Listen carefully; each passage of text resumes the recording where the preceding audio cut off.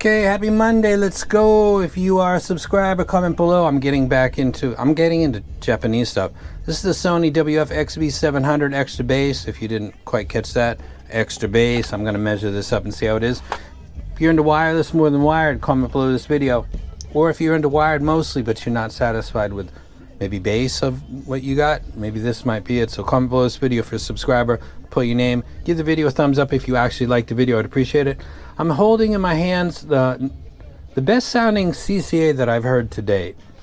It has a premium cable that is very nice and is better than stuff that comes on $5,000 sets or $4,000 sets. And I'm talking about the Astel & Kern, I think it was called the Aurora. I sold mine. That cable was absolutely horrendous. This is a proper cable. What's the importance of cable? Not get in my way and be easy to put away and not tangle up every single time I use it.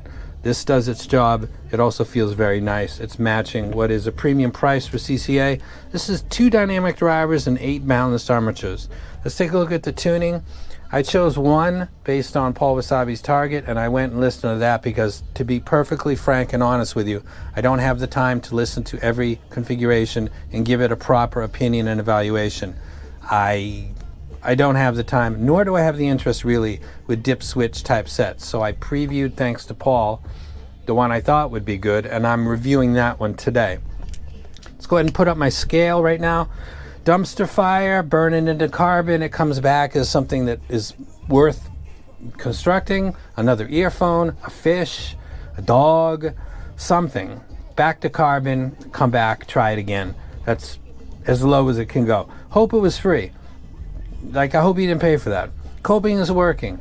You're doing something, you're not happy about doing it, but you got over it, now you like it. But that's not what you plan on doing. You thought you were going to open the box, plug it in, and go.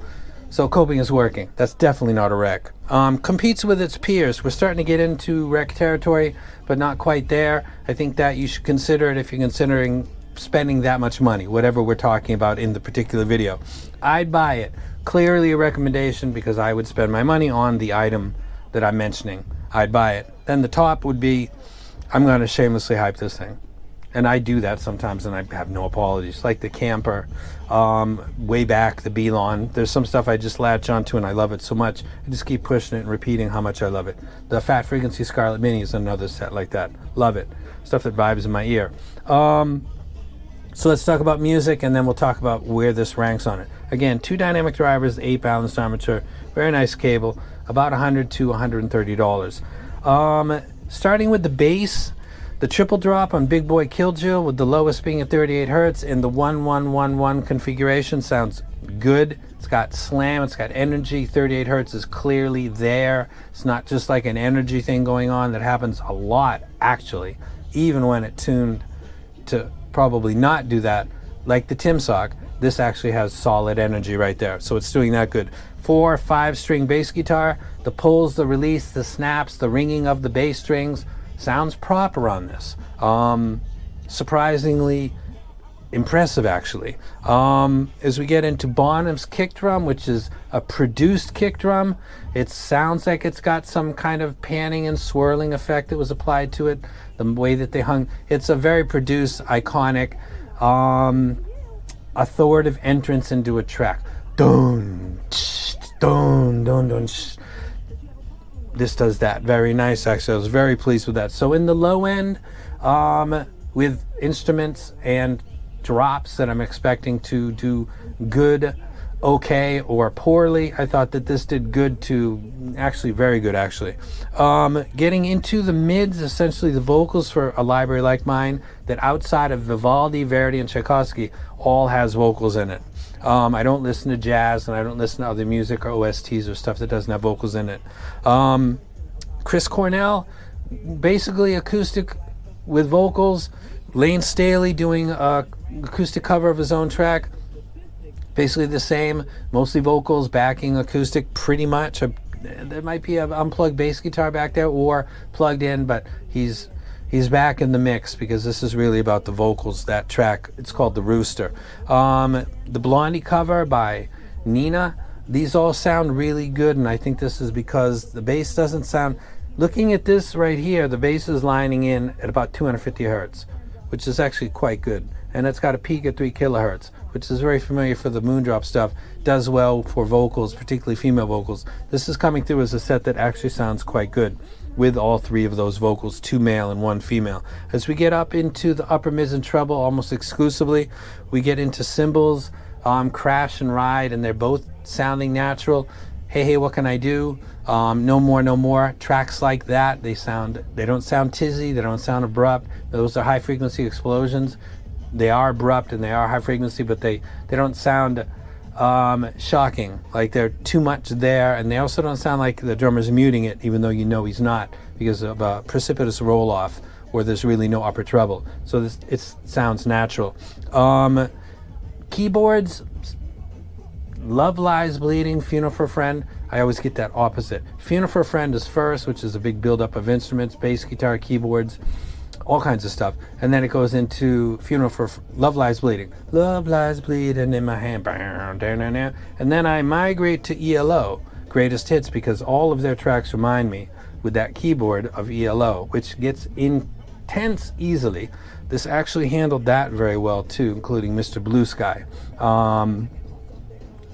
Telephone Line, I think is the name of that track. That one did fine too as well. Hendrix's guitar with distortion pedals or effects and feedback. If 6 was 9, Castles Made of Sand. The third part, or the third solo in the Bob Dylan cover of All Along the Watchtower, they all sounded good on this. I thought this was a really nice replay and it was surprising. Now let's go ahead and put this up on the scale. Burn it? Absolutely not. This is a good set. Hope it was free. You'd score if you got it for free. Coping is working. One thing I did that I don't usually do is I use the stock ear tips, which are foam. Because I don't know. I just forgot to switch them, so I got to say that out there. I'm not coping. Competes with its peers. I'm a little bit lacking here because I'm not sure what the latest awesome at about $100 is. I might be missing something. I'm not sure what that is. I'd buy it. Come on. I'm a YouTuber. I get most of my stuff sent for free, particularly in this price range. That's hard to... Would I buy it? I'm going to put this between I'd buy it and competes with its peers, because if I suddenly had to start buying stuff in this price range, this would maybe be an option, but I don't know what the other things are. Competes with its peers, I'm pretty sure, with the cable quality, 2 dynamic drivers, 8 BAs, playing back my library well, hip-hop, R&B. I didn't listen to Verdi, Vivaldi, or Tchaikovsky with this set.